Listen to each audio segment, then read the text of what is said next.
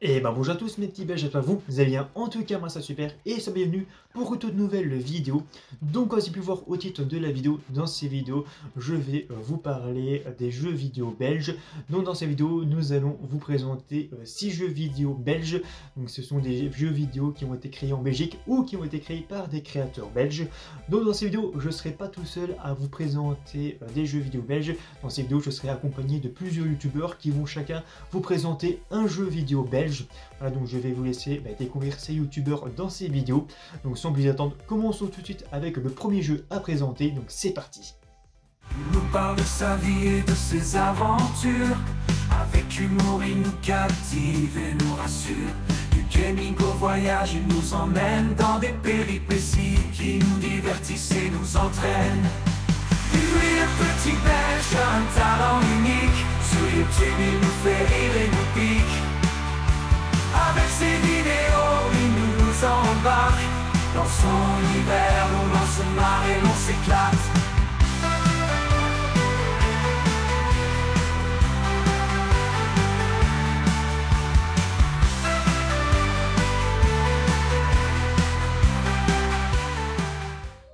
Donc pour commencer, je vais vous présenter Unreal. Donc c'est un jeu vidéo d'action qui dépeint un monde médiéval fantastique développé par Ordi-Logic System, sorti en 1990 sur Amiga. Ordi-Logic System, donc c'est l'ancêtre de Art et Magic qui a développé le jeu.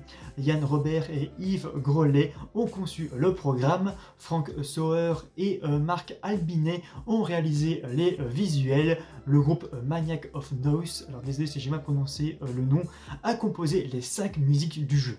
Les ordinateurs dotés d'un MO pouvaient quant à eux choisir d'avoir des bruitages tout à fait réalistes en remplacement de la musique. L'équipe a plus tard travaillé sur le Shoten Up Agony qui a été créé en 1992 et le jeu d'action-aventure Outcast créé en 1999 qu'on va également vous présenter un peu plus loin dans la vidéo. Jean-Luc Willigo qui a fait le scénario, François Déon qui a fait l'art additionnel, Gilles Delmotte fait la programmation additionnelle, Thomas Landburg, désolé j'ai mal prononcé, qui a fait l'animation vectorielle et Michel Yassen, disque routine, ont également contribué au développement. Tim McCarthy, Mike Talbot et Richard Schick ont réalisé les conversions sur Atari ST et DOS. Le joueur incarne le guerrier Artaban qui part délivrer sa promise, la princesse Isolde, enlevée par le maître des ténèbres. Tantôt à pied, tantôt à dos de dragon, le héros traverse des environnements naturels peuplés de créatures et de pièges mortels. Le jeu propose 8 niveaux. Les phases à pied se déroulent en vue de profil dans des niveaux de scrolling horizontal. Le héros porte une épée qui lui permet de frapper les ennemis. Il peut sauter et s'accrocher à des lianes pour éviter les pièges, herbes, chutes de pierre, etc. et franchir les obstacles, trous, points d'eau, etc. L'épée possède des priorités magiques temporaires. En la plongeant dans un feu, elle s'enflamme, renforçant son pouvoir dévastateur. L'épée peut aussi projeter des bulles d'eau utiles pour éteindre des plateformes en feu ou encore projeter des bulles de feu. La progression repose essentiellement sur la précision d'exécution et les réflexes, mais des petites énigmes parsèment également le périple. Les faces à dos de dragon tiennent du rail shooter à la matière de Space Harrier, donc sorti sur Sega en 1985. Le dragon visualisé de derrière progresse dans des environnements en fausse 3D. Les déplacements sont limités à la hauteur et la largeur de l'écran sur l'avant-scène. Le but est de se faire un chemin entre les obstacles naturels, reliefs rocheux, faune préhistorique, projection de lave, etc. Le dragon peut cracher des boules de feu pour tuer des créatures qui surgissent à l'horizon. De nombreux éléments de décor sont discutibles, arbres, murs de glace, ponts, etc. Le personnage et son dragon possèdent 100 points de vie au départ. Les points diminuent plus ou moins selon le type de dommages reçus. coups, projectiles, brûlures, collisions. Une mort instantanée comme une chute dans le vide ou une noyade retire 20 points de vie et oblige le joueur à recommencer au début du tableau. Une fois arrivé à 0, c'est le game over. Des cristaux disséminés dans le décor apportent des bonus, points de vie supplémentaires, points de score supplémentaires et pour les faces à dos de dragon seulement, power up, la puissance de feu du dragon varie de 1 à 12 et invulnérabilité temporaire. La difficulté est considérée élevée mais il est possible de sauvegarder la partie après chaque niveau. Les développeurs ont également prévu un mode entraînement. Après une mort, le joueur recommence au début du niveau en cours et un mode caché avec points de vie illimités. Alors le jeu reçoit des avis favorables de la presse vidéoludique qui salue la variété du gameplay et la qualité de la réalisation. Souvent comparé à Shadow of the Beast sorti en 1989 de Reflection Software, Unreal est alors considéré comme l'un des plus beaux jeux d'action sur Omega 500. La version Atari ST sortie en 1991 et la version DOS au printemps 1992 Tilt note sévèrement cette dernière 5 sur 20, jugeant la réalisation décevante en comparaison à l'original. Le magazine anglais Zero est plus enthousiasme, 82%. Donc voilà pour ce jeu Unreal. Donc sans plus attendre, je vais vous laisser avec Skybull qui va présenter son jeu. Eh bien merci Louis d'avoir présenté ton jeu. Alors voilà, moi je me présente, je suis Skybull, je suis multigaming, enfin youtubeur multigaming. Je présente seulement des vidéos Minecraft et ainsi Call of, enfin voilà, ça joue entre les deux. Mais cette fois-ci, Louis m'a demandé de présenter un jeu que j'ai bien voulu faire. Et aujourd'hui, je vais présenter Flotsam, comme vous pouvez le voir. Et Flotsam est un jeu de simulation de survie qui a été développé par Pyjama Llama Games et qui a été édité par Congreta. Et bien sûr, on peut le retrouver sur Steam et etc. pour l'achat. C'est un jeu qui est en solo. On ne peut pas jouer en multijoueur, donc c'est une survie solo comme Minecraft, juste qu'il n'y a pas le multijoueur malheureusement. Pourtant c'est un jeu assez cool, comme vous pouvez le voir, on peut faire des recherches dans le monde etc. Comme vous pouvez le voir, c'est un jeu qui est inondé, donc on doit faire des recherches en bateau. Pour avoir le bateau, il faut trouver des ressources, et les ressources on le trouve avec les déchets qui viennent sur la zone où on est. Donc voilà, c'était un petit jeu avec un système de survie et bien sûr qu'on doit construire un peu une ville comme vous pouvez le voir. Donc là pour produire de l'eau, du bois ou ainsi des plantes, donc pour manger etc. Pour avoir des plantes, il faut aller à certains bâtiments. Voilà, donc on peut avoir différentes parties. Je regarde là du côté gauche, pourquoi? Parce que j'ai la vidéo ici à gauche pour expliquer plus ou moins. Donc on a différents emplacements, on peut avoir plusieurs bateaux. Ce que je trouve dommage, entre guillemets, c'est qu'on joue tout seul, il n'y a pas de multijoueur. Et je pense que ça aurait été cool de jouer à plusieurs. Il y a un truc aussi, c'est que le jeu est pas si vieux, il est quand même récent, c'est un jeu qui est sorti en 2019. Donc vraiment c'est un jeu, si on pourrait avoir le multijoueur, si Flotsam, le créateur, voit la vidéo de Louis, ben voilà, n'hésitez pas à mettre ça en multijoueur, ça pourrait être cool, ça pourrait être assez chouette. Donc voilà, j'ai fait un peu le tour de Flotsam, et voilà, merci, et passons à la suite. Ciao ciao. Yo tout le monde, j'espère que vous allez bien. Voilà, merci Skybull pour cette jolie présentation de ton jeu. Voilà, moi je me présente, je m'appelle Acidix Gaming, ça fait 5 ans que je suis sur YouTube, j'ai à peu près 13 000 abonnés. J'ai 26 ans, je suis belge, comme Louis le petit belge, voilà. On est quelques youtubeurs belges, on essaye de se faire connaître, comme certains pour devenir plus haut, on verra un jour peut-être. Je fais principalement du Fortnite, du Call of Duty, des jeux d'horreur, de la boxe, je fais de tout. Tant que je fais du gaming, je fais beaucoup de live le week-end. Je fais des dégustations, il y en a une il n'y a pas longtemps. Aujourd'hui, je vais vous présenter Griffoniard. Déjà, je tiens déjà à remercier Louis le petit belge de m'avoir demandé de présenter ce jeu. Je vais vous présenter Griffoniard. j'ai pris une petite feuille pour rien oublier, même si le jeu est très très court. Il a été développé et édité par Table of Thales. C'est un jeu qui est sorti le 21 mars 2008. En fait, The Graveyard, c'est un jeu très très court. En fait, on incarne une vieille dame qui est dans un cimetière. Enfin, dans un cimetière, on visite un cimetière. Et elle va s'asseoir sur un banc. Et on va explorer un peu le cimetière, mais pas comme maintenant en fait. Ça va être vraiment comme des images. Dans le jeu, on ne parle pas, mais il y a de très belles musiques dedans. Voilà, c'est un jeu de narration. J'ai pas pu le tester, j'en suis désolé. Je vais mettre quelques images. J'ai pas pu le tester. C'est un jeu en noir et blanc. J'aurais bien voulu le tester. J'ai pas eu le temps de le tester parce que j'ai eu plusieurs projets à droite à gauche. Et ça, je m'en excuse sincèrement. Je vais vous mettre quelques images. Il a été conçu par Aurea Harvey et Michael Samin. La musique a été composée par Jerry DeMol. Les musiques sont très très belles. Et quoi dire plus de ce jeu? Qu'il est très très court, voilà. Sinon, il ne parle pas rien du tout. C'est un jeu... Voilà, c'est pas mon style de jeu, voilà. Moi, je l'ai choisi parce que c'est un jeu belge. Déjà, je tiens à remercier Louis, le petit belge aussi. Merci. Franchement, sa chaîne, elle est vraiment top parce qu'il vous montre vraiment la Belgique et il vous montre vraiment tous les à côté de la Belgique. Et ça, c'est très très bien. C'est ce que je fais pas.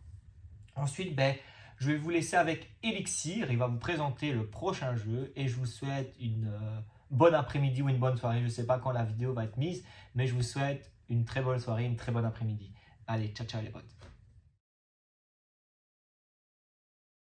Merci à Tidix pour ta présentation, maintenant passe à moi. Bref, est-ce que vous connaissez Apple Studios?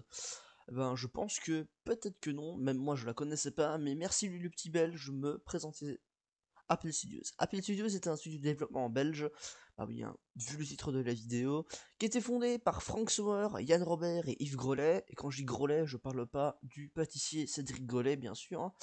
Bref, c'est situé à Charleroi, en Belgique. Apple Studios, c'est qui? C'est ceux qui ont créé la licence Outcast, qui a été créée en 1900 et publiée en 1999. Donc maintenant, c'est une filiale de THQ Nordics. Mais alors, qu'est-ce que c'est Outcast? Outcast, c'est un jeu d'aventure en monde ouvert. Voilà. Et surtout que ce jeu a été acclamé par la critique, par son innovation et son ambition, mais n'a pas rencontré un succès commercial. Le développement de Outcast a commencé bien sûr dans les années 1990, lorsque ses créateurs ont décidé de créer un jeu qui allierait des graphismes en 3D et un monde ouvert. Le jeu a été conçu pour être joué sur PC et a été publié par Infogrames et Atari. Succès critique et échec commercial, bien sûr. Malgré des critiques élogieuses, Outcast n'a pas réussi à attirer une grande audience, vendant seulement environ 400 000 exemplaires. Oui, le jeu a bidé. Ce bid a vraiment beaucoup de multiples raisons. Le jeu était trop original et trop en avance sur son temps, et ce qui l'a rendu difficile à comprendre pour certains joueurs. En 2013, bien sûr, ils ont essayé de renaître la licence en 2013 en rachetant les droits de cette licence. En 2017, le studio a sorti le remake Outcast Second Contact, qui a été bien accueilli par les fans et les critiques cette fois-ci. En 2022, THQ Nordic a annoncé la sortie de Outcast 2 A New Beginning, une suite officielle du jeu original. Le jeu est prévu pour du jour que le jeu est déjà sorti, n'hésitez pas à aller regarder, qui était sorti sur PC, PS5 et Xbox Series S et X.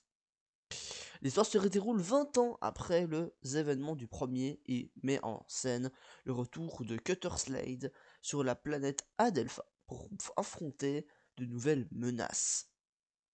Bref, en conclusion, c'est qu'Outcast. Outcast est devenu une licence culte au fil des ans, appréciée par son ambition et son innovation.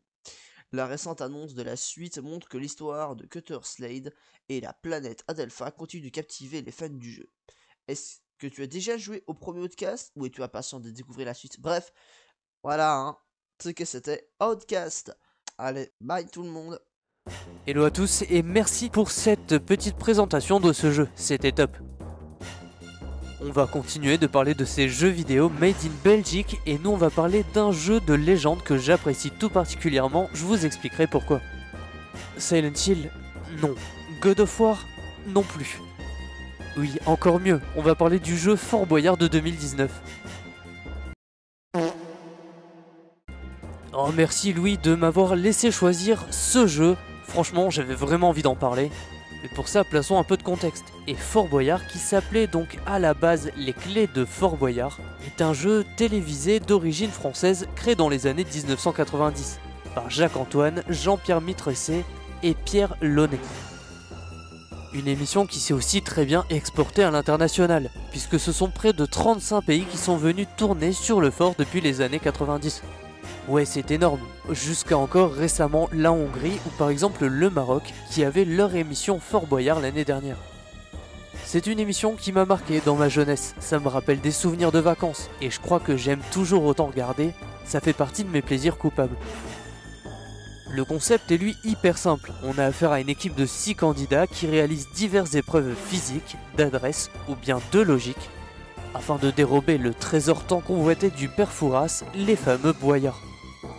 Parfois des épreuves animées par divers personnages, et un concept qui tient aussi beaucoup à l'ambiance du lieu atypique bien évidemment. Après, nous on est ici pour parler de jeux vidéo, et plus particulièrement de jeux vidéo développés en Belgique. Puisque oui, Fort Boyard de 2019 est un jeu vidéo de type party game adapté du jeu télévisé, développé par Apple Studio et édité par Microïd. Il est sorti alors le 27 juin 2019 sur PC, Xbox One, PlayStation 4 et Nintendo Switch. C'est ici qu'on ouvre une parenthèse et Apple Studio est un studio basé à Charleroi. Apple Studio a été fondé en 1995 et a notamment donné vie à la série des jeux Outcast. On sait aussi que c'est une petite boîte, puisqu'avant son rachat, la société employait pas plus de 55 salariés. Alors franchement, que pourrait-il arriver? Je suis sûr que le jeu est bien. Non. Ben non, pas vraiment en fait, puisqu'il est surtout connu pour sa faible durée de vie et sa maniabilité hasardeuse sur certaines épreuves. Donc non, le jeu n'est pas terrible malgré le fait qu'il soit recommandé par Olivier Mine. Et ça ben c'est pas rien, mais dans les faits on a le choix de faire des parties de 20 minutes ou bien de 1 heure et choisir parmi l'un des nombreux personnages disponibles, ou plutôt parmi l'un des 4. Bah écoutez, je sais pas trop quoi dire. Pour faire 12 épreuves, oui c'est pas dingue, surtout que l'année suivante, le jeu est proposé exactement de la même façon avec 26 épreuves. Bon, s'il n'y avait que ça, mais le jeu est sorti sur PS4 bordel. Comment ça se fait qu'il ait les graphismes et le contenu d'un jeu Nintendo DS? Non mais franchement, regardez-moi la tête de Passepartout, on dirait qu'il est mort de l'intérieur. Ce qui m'embête, c'est que le concept est cool, et l'idée d'en faire un party game pour jouer avec ses potes, c'est une bonne idée aussi. En plus, comme je vous ai dit, je suis assez attaché à ce jeu, puisque j'y ai joué 2 ans de suite, pour la blague, en direct au Game Stream Heroes, un événement caritatif. Donc je suis quand même un petit peu attaché à ce jeu, et c'est dommage, puisqu'il y avait de quoi faire. C'est dommage surtout quand on sait que le petit studio belge sait développer des jeux de qualité. Par exemple avec Outcast en 1999 ou les plus récents Gang of Sherwood ou alors le remake de Outcast, sobrement intitulé A New Beginning. D'ailleurs petite info, je l'ai appris en faisant cette vidéo, mais le studio belge a été donc racheté en 2021 par THQ Nordic. Ils se disent d'ailleurs heureux pour cette acquisition et ils disent, je cite, « Nous sommes heureux d'annoncer que Apple Studio fait désormais partie de THQ Nordic. Cette intégration nous permet d'être encore plus concentrés sur le développement de notre prochain jeu d'action-aventure, qui sera lui innovant et en monde ouvert. Puisqu'on sait que actuellement Apple Studio développe un nouveau jeu tenu secret, et qu'il semble se dérouler plutôt dans un univers de science-fiction. Alors franchement, pour le moment, on n'a pas plus d'informations, mais bien sûr, on leur souhaite bien évidemment le meilleur pour la suite. Et voilà, c'est ainsi que se termine ma partie. Je te remercie Louis pour m'avoir invité sur cette vidéo. Alors je te repasse le micro et Louis, c'est à ton tour. Merci à toi Silverwall d'avoir présenté Fort Boyard. J'étais même pas au courant qu'il y avait des Belges qui avaient créé un jeu Fort Boyard, donc j'en apprends dans ces vidéos. Merci beaucoup Silverwall. Donc moi, pour terminer ces vidéos, je vais vous présenter un jeu qui est sorti il y a un peu plus d'1 an. Je vais vous parler de Baldur's Gate 3. Donc c'est un jeu vidéo de jeu de rôle développé par Larian Studio, dévoilé en 2019 et sorti le 3 août 2023. Comme ses prédécesseurs, Baldur's Gate sorti en 1998 et Baldur's Gate 2 Shadow of Am sorti en 2000, il se déroule dans l'univers de fiction médiévale fantastique des royaumes oubliés, un décor de campagne de jeux de rôle, donjons et dragons. L'action est cependant affichée dans un univers en 3 dimensions avec une caméra lointaine. Un premier projet destiné à devenir le 3e opus de la série a initialement été entrepris peu de temps après la sortie de Baldur's Gate 2 Throne of Baal, autour de la fin de l'année 2000 ou du début de l'année 2001, toujours sous la houlette de Black Hills et Interplay. Le projet intitulé Baldur's Gate 3 The Black Hound devait notamment passer à un moteur 3D et à la 3e édition de Donjons et Dragons, les précédents opus ayant jusqu'à là utilisé la 2e version. D'après l'un de ses développeurs, Chris Avellone, The Black Hound ne reprenait aucun des personnages de l'original et se centrait sur un antagoniste prépondérant. Le projet est néanmoins annulé après 1 an et demi de développement. Un second projet destiné à porter le nom Baldur's Gate 3 est envisagé en 2008 par le studio Obsidian, qui envisage un partenariat avec Atari et un jeu de rôle en vue à la 3e personne intégrant une gestion d'équipe de compagnons. Ce projet est également annulé après le rachat d'Atari Europe par Namco Bandai. Désolé, j'ai mal prononcé.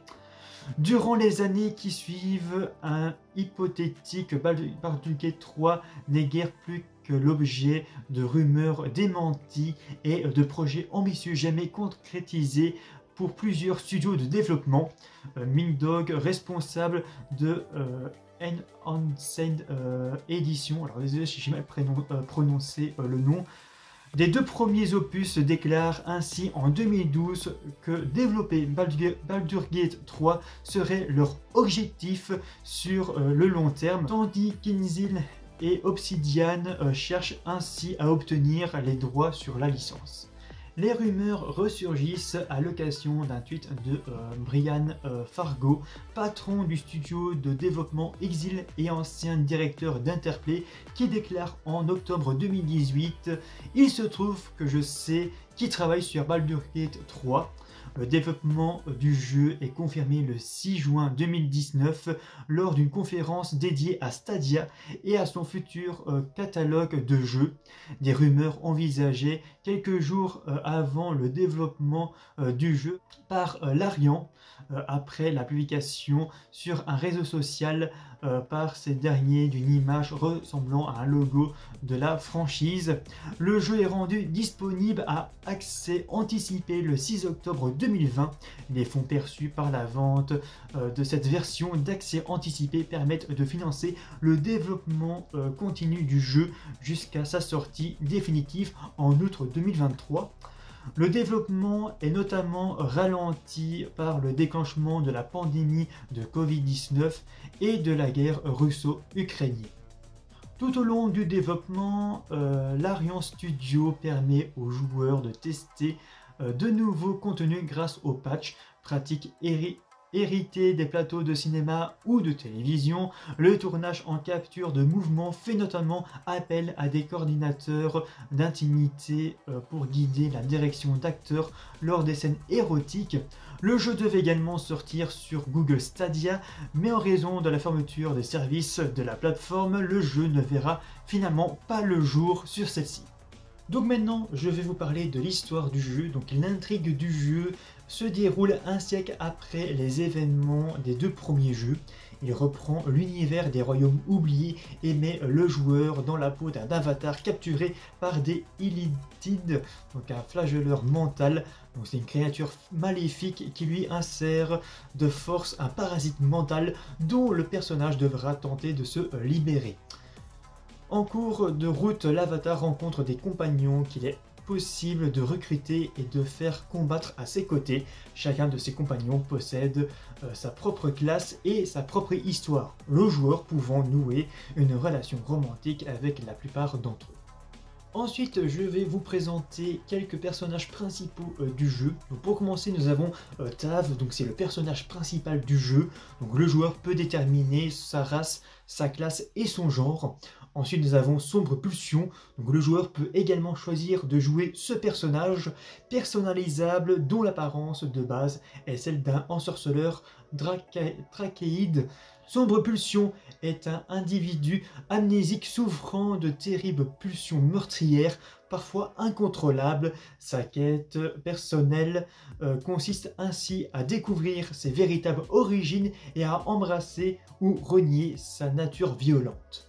Nous avons aussi Ombre-Cœur, c'est un demi-elfe et clerc servant de déesse des ténèbres Char. Jeune femme assez discrète et introvertie, sa quête personnelle l'amènera à découvrir son mystérieux passé ainsi qu'à confirmer ou renier sa foi envers Char. Ensuite, nous avons l'Empereur, donc c'est un Illithid indépendant de la domination du cerveau vénérable.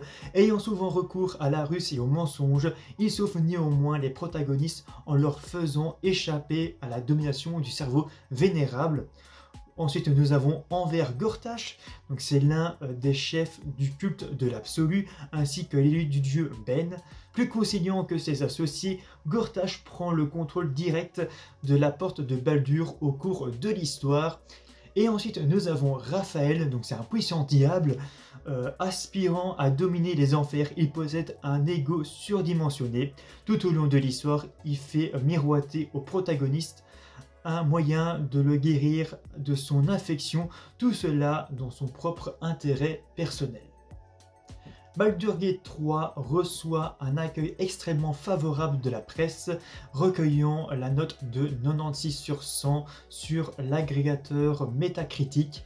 Cette note moyenne le hisse au sommet des jeux sortis durant l'année 2023 en détrônant le jeu The Legend of Zelda Tears of the Kingdom. Il devient également le jeu pour ordinateur le mieux noté de tous les temps sur Metacritic en surpassant Disco Elysium sorti en 2019. À durée de vie, sa narration et la multiplicité des orientations disponibles dans les différentes quêtes du jeu sont parmi les points forts mis en avant. Lors de sa sortie au mois d'août 2023, il bat des records de nombre de joueurs connectés en simultané sur Steam en atteignant jusqu'à 875 000 joueurs.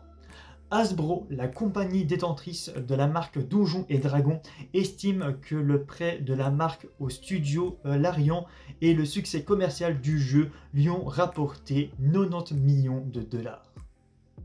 Baldur's Gate 3 est nommé à 8 reprises lors des Game Awards 2023, dont pour la récompense du jeu de l'année. Le 8 décembre 2023, à l'occasion de la cérémonie des Games Awards 2023, le jeu est récompensé de 6 prix. Le jeu de l'année, meilleure performance d'acteur pour l'interprétation de Neil Newbon, désolé si j'ai mal prononcé le nom, meilleur soutien de la communauté, meilleur jeu de rôle, meilleur jeu multijoueur et prix du public. Le jeu remporte 7 prix lors des Golden Joystick Awards 2023, le meilleur scénario, le meilleur direction artistique, la meilleure communauté de joueurs, meilleur jeu PC, meilleure performance secondaire pour Neil Newbon dans le rôle d'Astarion, jeu ultime de l'année et meilleur studio de l'année. Le 15 juillet 2024, le jeu remporte 5 prix aux 27e DICE Awards, meilleur jeu, meilleure histoire, meilleur jeu de rôle, meilleur design et meilleure direction.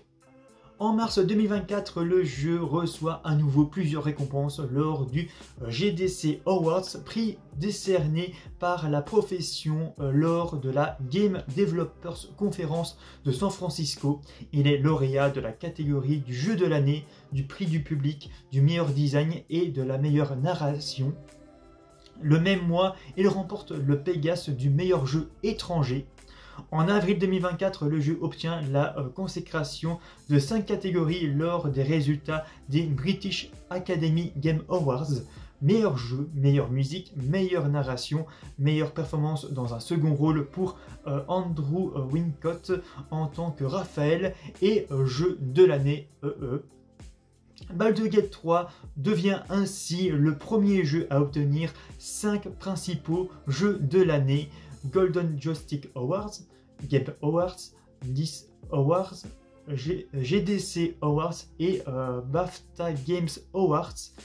Il devient ensuite le deuxième jeu vidéo à recevoir un prix Hugo. Donc voilà pour les jeux vidéo belges, donc j'espère que vous avez découvert de nouveaux jeux belges. Donc un grand merci à Skybull, Azidix Gaming, Elixir et Silverwall pour avoir participé à la vidéo. Donc merci à vous quatre. Donc n'hésitez pas à aller voir ce qu'ils font sur leur chaîne. Donc évidemment je mettrai les liens de leur chaîne dans la description de la vidéo. Donc n'hésitez pas à jeter un coup d'œil. Donc c'est la fin de ces vidéos. Donc si vous avez aimé la vidéo, n'oubliez pas de liker la vidéo, de la partager et de vous abonner si vous avez envie. Donc moi je vous dis à la prochaine pour une prochaine vidéo. D'ici là, portez-vous bien et ciao à tous. Oh Belgique, fière et belle, tes paysages enchantent, ton histoire est belle. Tes Ardennes verdoyantes à la mer du Nord, la Belgique, joyau aux mille trésors.